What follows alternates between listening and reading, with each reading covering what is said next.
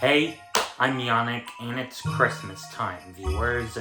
Yep, the time of presents, Santa Claus, sleigh bells, snow, mistletoe, Jesus' birthday, Coca-Cola, you name it. Not to mention, Christmas also has other things in it for a holiday, among them peace on earth, which I also want to happen in the gaming community. If we're talking about conflict in the gaming community today, we're talking in terms of the platforms they play their games on. That's right, viewers, we're talking about the schism between console gamers and PC gamers. Not only am I talking about the history of the relationship between the companies that made the systems, but also my thoughts on how the people that use them for gaming. We're talking about the history first, and in that case, we're starting right when the gaming industry began, right? Well, not really. While there have been competitive things about the competition, about stuff like the Atari 2600, Intellivision, ColecoVision, Odyssey 2, and so on, we're gonna start at the third generation of gaming. Or is it actually the fourth? Or is it actually when both third-gen systems and fourth-gen systems were around? Okay, I really can't tell now, viewers, so give me a minute to figure it out, okay? Okay, now I remember, viewers. We're starting in the year 1988, when third-gen systems like the NES by Nintendo, Master System by Sega, and Atari 7800 by, of course, Atari were around. And in terms of the fourth generation of gaming, well, technically, it began a year prior with the release of the TurboGrafx 16 in Japan by NEC as a PC engine, but in that year came a more well-known fourth-gen system from Sega, the Mega Drive. It only came out in Japan that year, like the TurboGrafx 16 a year prior. While it struggled against its competition, like its predecessor in Japan, it was a success overseas after they released Sonic the Hedgehog for the system in 1991, even going so far as to briefly outsell its main competitor, the Super Nintendo, in the US. And let me tell you, viewers, this is where competitively things got nuts. In one commercial, Sega made fun of the Super Nintendo for its lack of flash processing, which suggests that their Genesis system has greater processing capabilities than the SNES. In a commercial for Sonic the Hedgehog, Donita Stokes, Donita Stokes, or whatever the commercial said. I mean, I at least got her last name Stokestra after all. Donita Stokes, president of HAG. Anyways, Donita Stokes, president of HAG. The president of HAG, or Humans Against Genesis, played by Larry Cedar, by the way, mentions Mario as a nice boy, I think. And before Sonic was even released, albeit back when the system launched in North America in 1989, Sega had "Genesis does what Nintendo don't" as a slogan for the system. Probably in order to challenge Nintendo head-on and emphasize the more arcade-like experience available on it, but whatever. So yeah, when Nintendo and Sega were rivals back then, they were like enemies of each other, as in another synonym of the term rival. And let me tell you, viewers, as for the consumers who only bought one of these two systems as their choice, well, they weren't any different from the companies who made the systems. While there were talks about Nintendo and Sega kids fighting against each other at school over which is the better system, all I know is that console fanboys truly were enemies to each other, depending on what system they prefer. As for the companies who made the systems, their enemy-like competition didn't stop there, or the fourth generation of gaming to be exact. The following generation had Nintendo and Sega follow up their 16-bit machines with the N64 and Saturn respectively, with the new kid on the block, Sony, beginning their PlayStation brand of systems with obviously the PlayStation. By the way, no, we're not counting the 3DO or Atari Jaguar, which, by the way, just so happens to be Atari's last gaming system before exiting the console market and merging into JTS Inc. in 1996. Not to mention, 1996 is the same year the Nintendo 64 launched, and because the N64 got better reception than the Jaguar, write down the fact that the N64 was honest about its number of bits, while the Jaguar was said by some people to actually be 32-bit instead of 64. I gotta say, Nintendo does what Atari don't.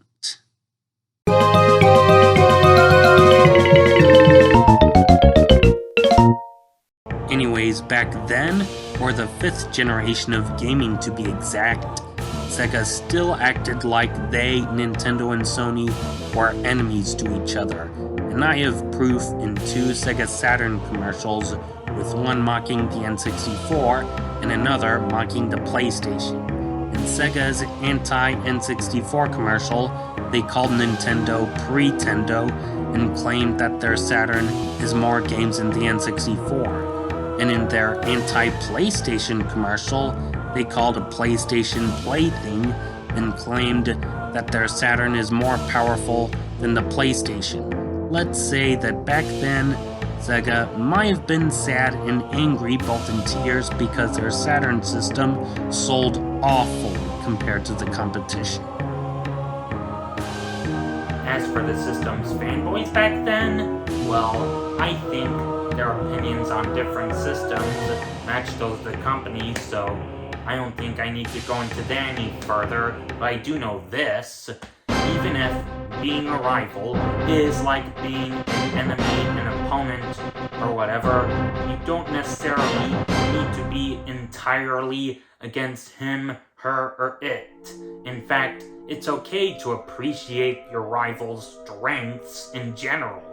It shows that we're both good sports, and that we're only doing it in order to see who gets it first, whether you really want it or not.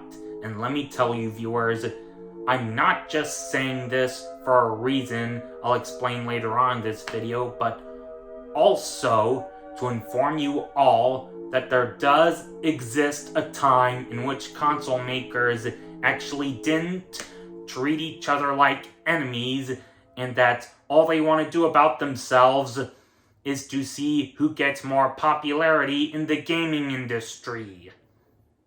To begin with, I looked for some sources to help me on my research on this console wars and fanboys topic, but I honestly couldn't find one, so I gotta admit, I won't be the best at this topic, so...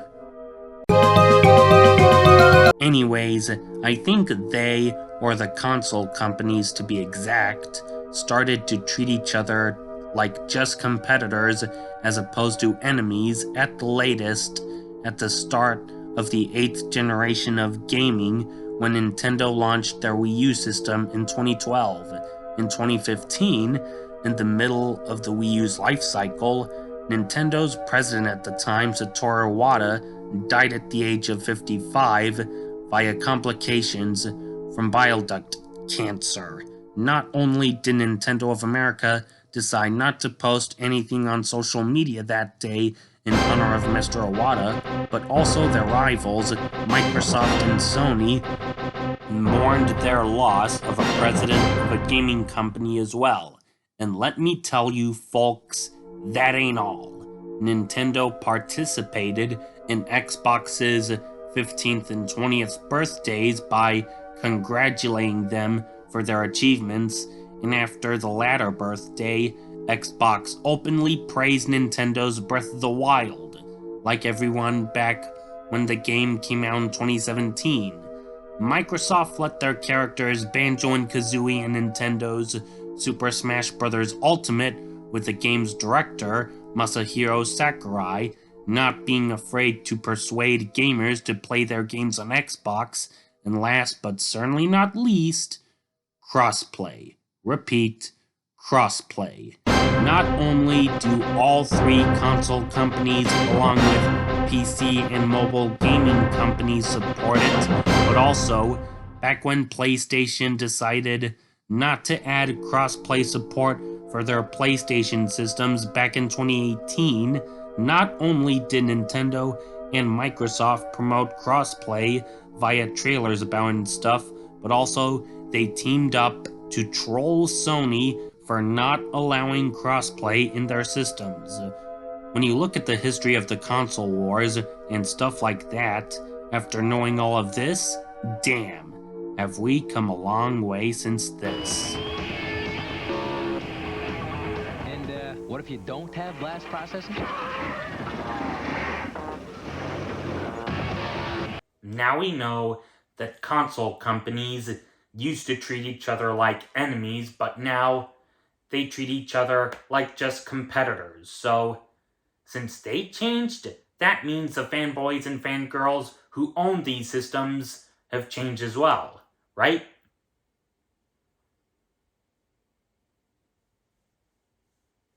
Nope. Yeah, unlike the console companies who I think forgave each other for being rivals to each other, the fanboys and fangirls who owned these systems didn't. In fact, they were still at war with each other just for owning different systems alone, which let me tell you ain't fair. So, what?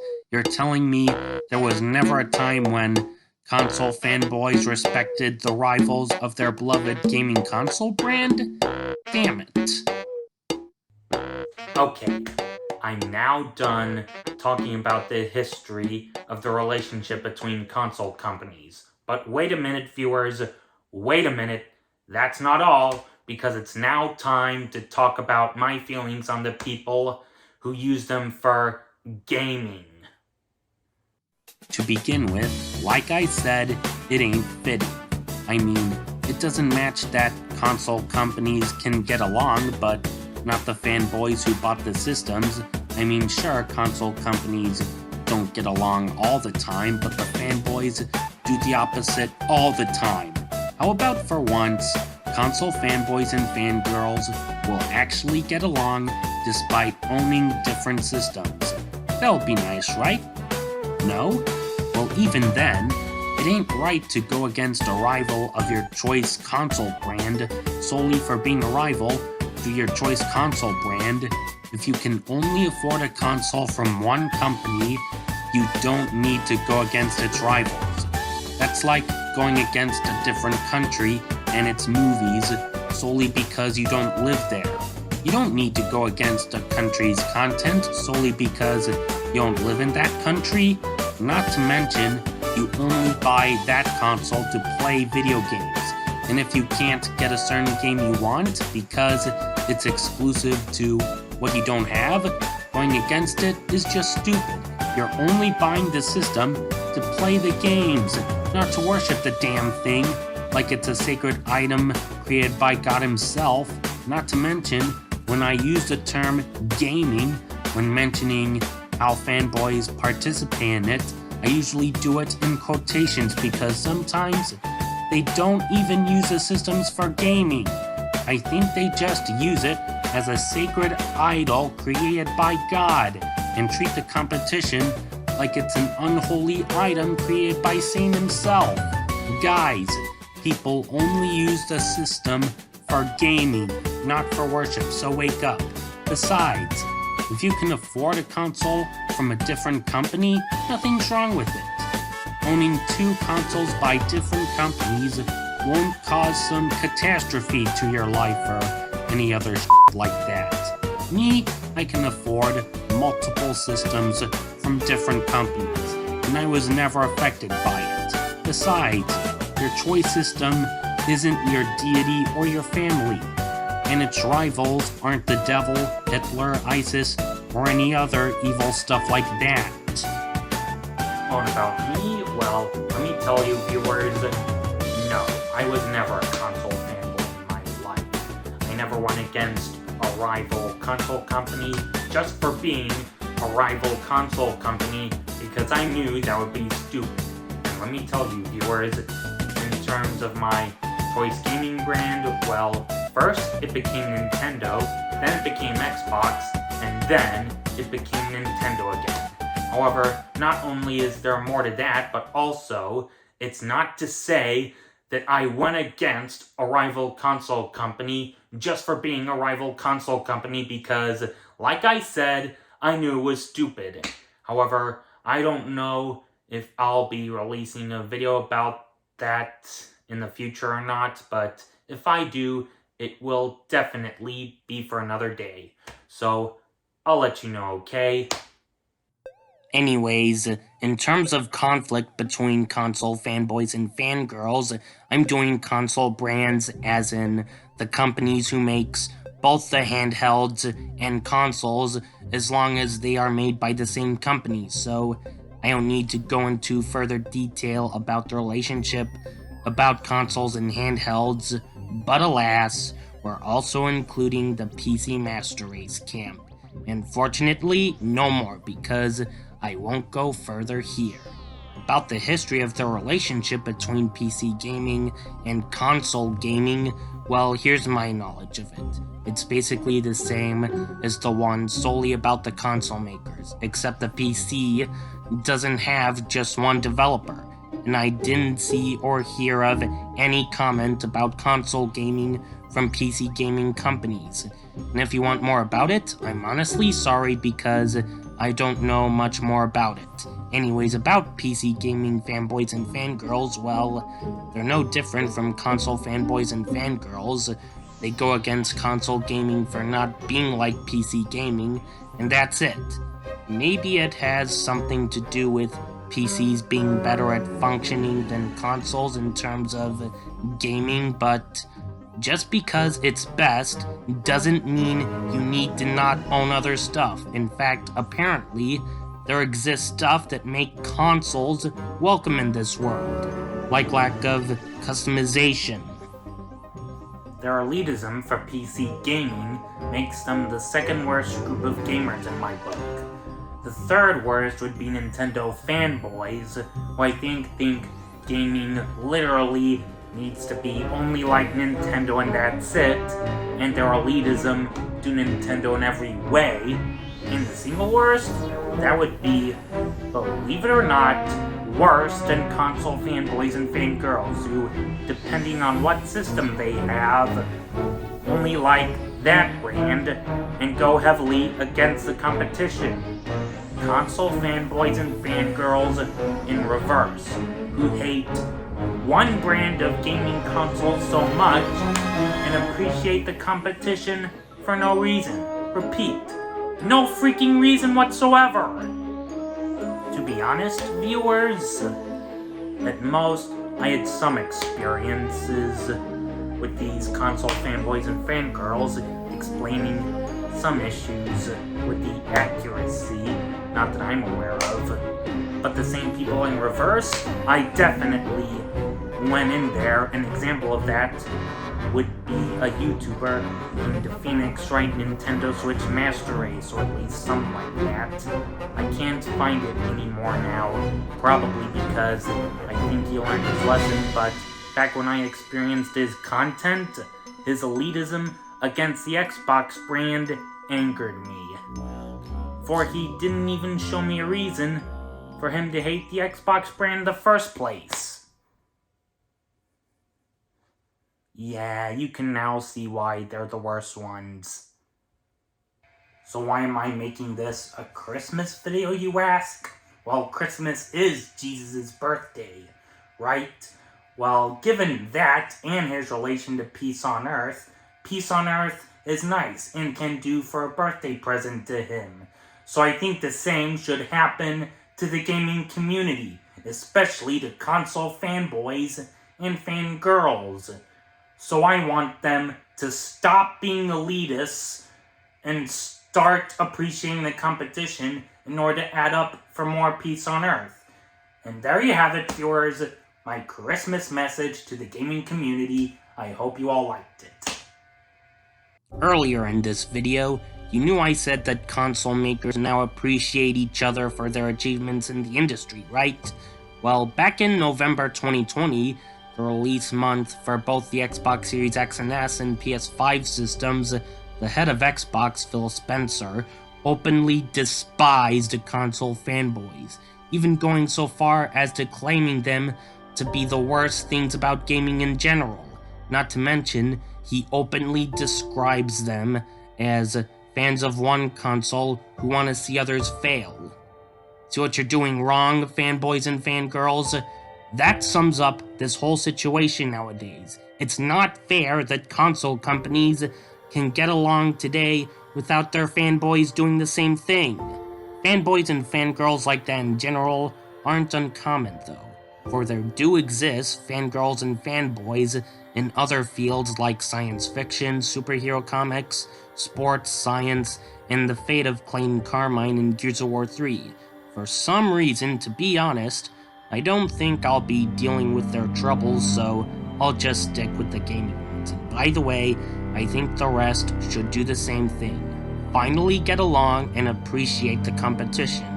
But a thing for console fanboys and fangirls is that not only do they disrespect the competition, but also they make the competition, scratch that, the three console makers feel bad whether or not they support them depending on their preferences. That's why I made my Christmas message for them to finally stop fighting and get together, like it does to wars in general, I think. However, the unfortunate truth is that doing so won't be easy for them. But to be honest, would you blame me? After all, I ain't Martin Luther King Jr. reincarnated. No. But the very least I did was try, like everyone else who does that job in confronting console fanboys and fangirls, and teaching them some lessons about respect for the competition, in case my wish for peace within the gaming community in terms of console competition won't come true easily. The very least I can do is beg for it. Like this, to console fanboys and fangirls, will you all please at least get along with each other and actually appreciate the competition ever? I mean, console makers appreciate each other for their own achievements, so why can't you? That's my plea for the gaming community. I did the best I could, so thank you. And there you have it, viewers. My video about console competition and console fanboys and my Christmas message to the gaming community. So thanks for watching. I hope you all liked it. And now tell me your opinion on this whole situation. Whether or not you are a console fanboy or fangirl in your life, what your favorite brand of console gaming is, and whatever. Let me know in the comments. Happy holidays, and let me tell you, viewers, I'm ending this video with another Christmas message. Not to the gaming community, but to racism in general, so here it is. Their skin color and ancestry don't affect their humanity whatsoever. As human beings, they're fine. So stop. Now. I've had enough of this, so I'll say it again, but stop. Now. Thank you, and happy holidays.